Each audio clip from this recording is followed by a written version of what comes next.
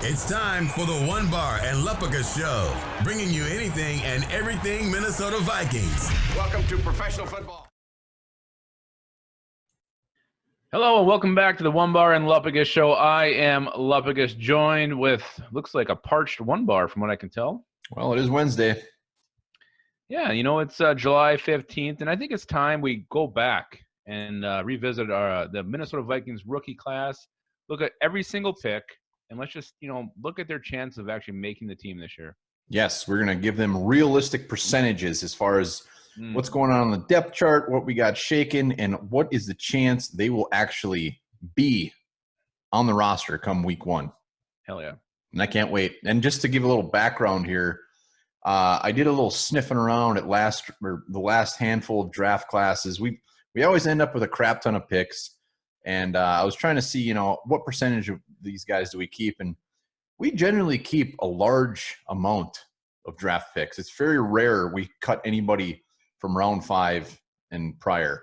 So we got 15 picks this year. It's going to be very tough, but we love keeping draft picks. You said you were sniffing around. What did it smell like? It smelled like a Super Bowl. That's what it smelled like. And I'm going to throw a couple names at you, a couple names that came up that I haven't heard in a while that I'm actually surprised are still in the league. Did you know Ade Aruna is still in the league and he plays for the Raiders? I did not. How's his leg? I don't know. I think he's in the practice squad. And another one, Devontae Downs. He's a giant. I was surprised when he actually made the team. That was his second year. I was surprised he made it the first year. Well, I think he was practice squad the first year, and he actually made the team. But Devontae Downs, wow, yeah, I never thought he'd still be in the league. And Colby Gossett is a Brown. Yeah. That's all I got. Surprised me one bit. I knew Colby was going to be awesome. He was. We needed that depth. We didn't care, but that doesn't matter. We're talking about the 2020 draft class. So let's just wipe our butts through these first ones because we know. Justin Jefferson. Yeah, I think it's better off just saying the percent chance he's going to be the number 2 receiver. Let's do that because we all know he's making the team. He's 98%. He's going to be the number 2. I'm going to say 80. 80, fine. They might as well just hand the keys to this guy. There's no point in bringing him on slowly. He's one of the most NFL-ready receivers in this draft. Let's just do this. He's the number 2. We're not asking him to be the number 1. No pressure. Oh, there's pressure. Less pressure. You're right. Less pressure. He's got to make some big plays. We've got to replace that big play production we're losing with Stephon Diggs. I think Jefferson, Irv Smith, it's going to be their jobs to provide some huge gainers down the field. Also got our second first-rounder, Jeff Gladney. We all know he's making the team. I think this guy's going to start or be the nickel. What do you think? Where do you see him? And give me a percent chance he's going to be starting. Oh, he's starting 100%. This guy is a thumper. He is ready. He is arrogant. I love everything about Jeff Gladney. So glad we drafted him. I think him and Holton Hill are going to be our starters. You think Hughes in the slot then? Yes, sir. Well, I think you got to have Holton Hill just to have some size out there. It'd be horrifying if your 2 starting quarters were both 5'10". That would not be great.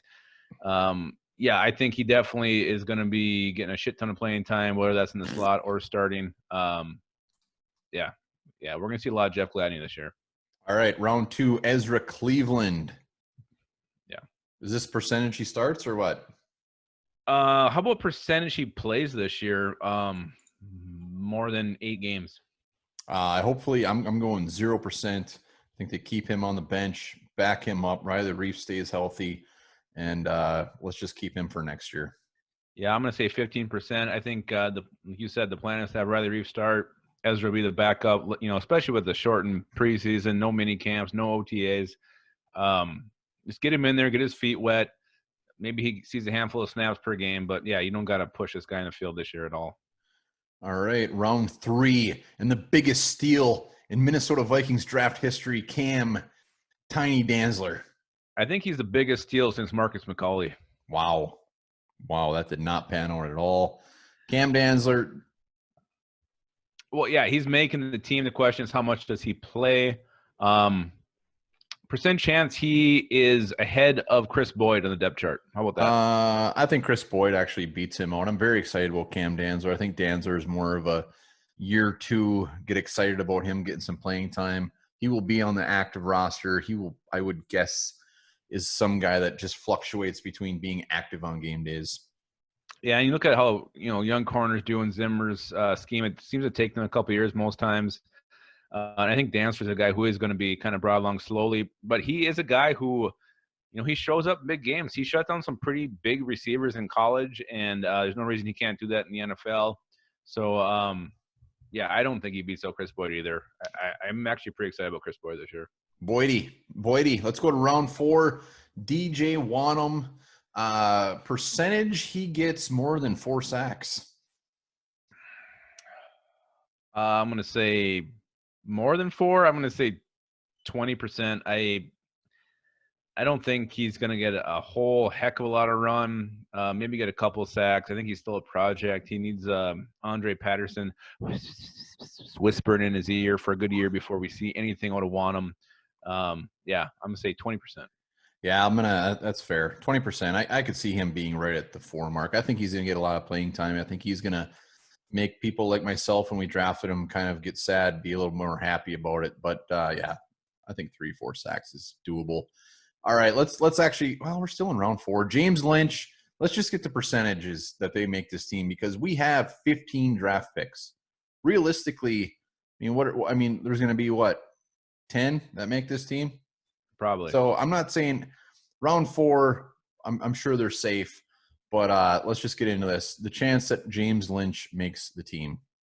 100%. There's no way he's not. The question is he going to be the 3 technique? Is he going to beat out, Armand Watts, Jalil Johnson, Shamar Stephen? Is he going to be the penetrator? I think it's a pretty long shot. I'm going to say 12% chance he actually earns that starting spot, but 100% he makes the team, no doubt. Well, who was it? Was it Willie Beavers, a round 4 pick that did not make the team? No, I think he made the practice squad. I don't think he made the team. It is rare when a 4th rounder doesn't make the team. Beavers might not have. He hung around a little bit. He did get some playing time.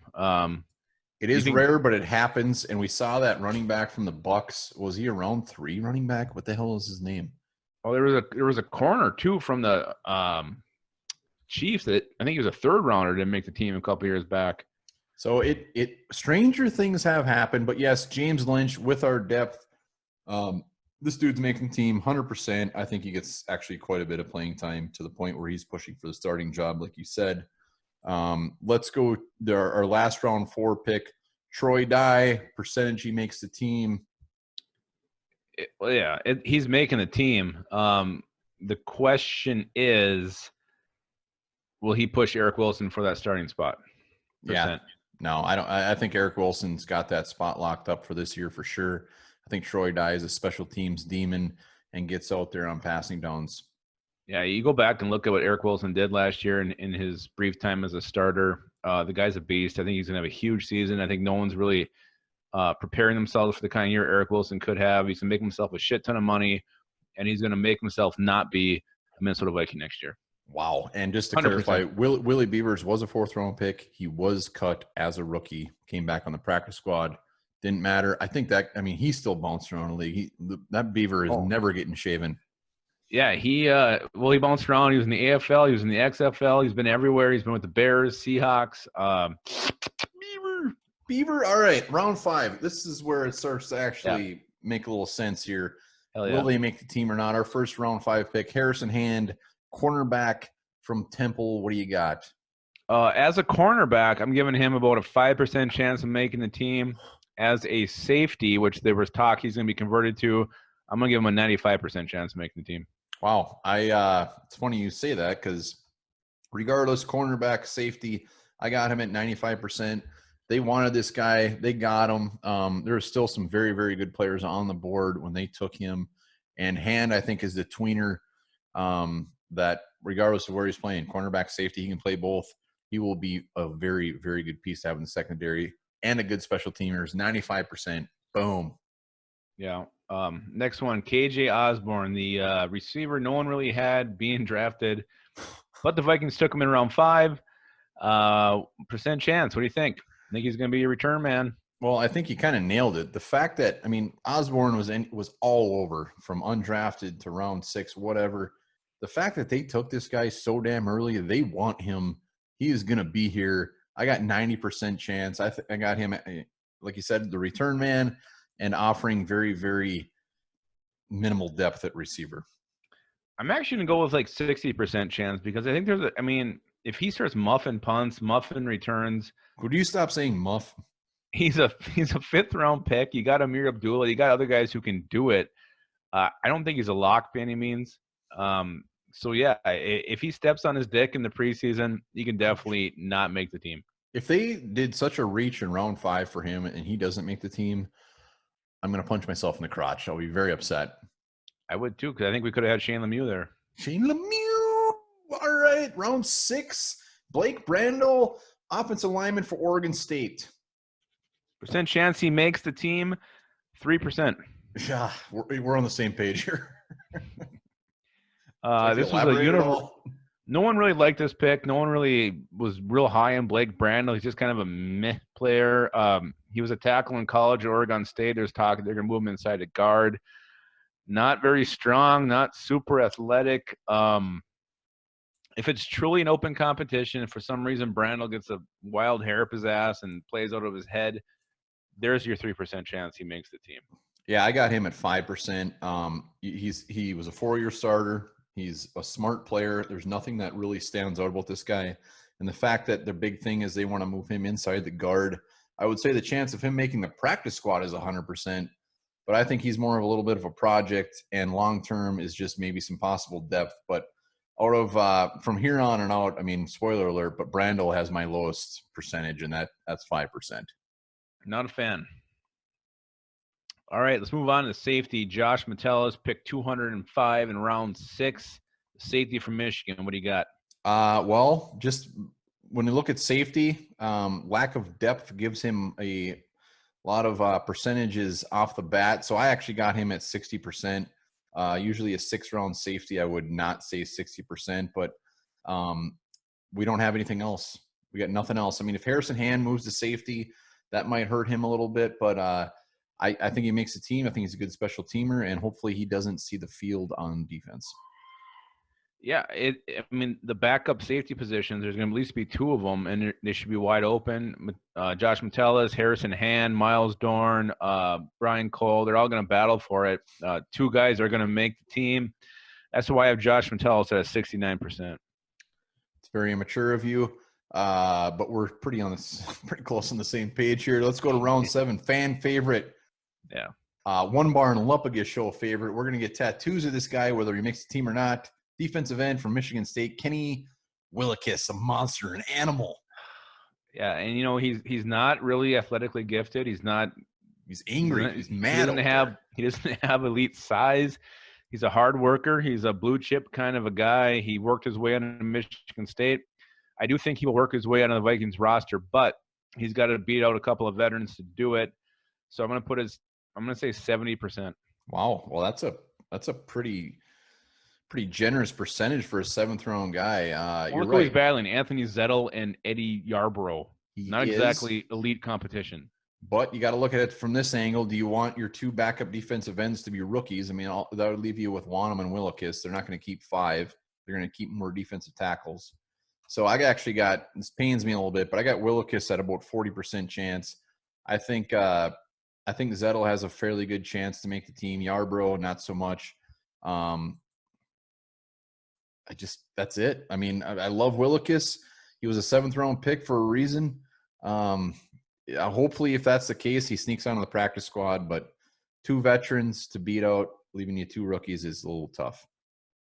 Yeah, but, I mean, again, it's not like Zettel. I mean, Yarborough's almost a rookie. He's only had, like, half a season under his belt. Zettel's only played, 6 games the last couple of years. So it's not like you're talking about, really great veterans here. But, yeah, that is the question. And we're in round 7. We got 15 draft picks. If I'm the Vikings, I don't know. That's the question you got to ask yourself, and Willekes will have to work for it. But he's one of these guys, I'm afraid, if he does get cut, someone else is going to snap him up.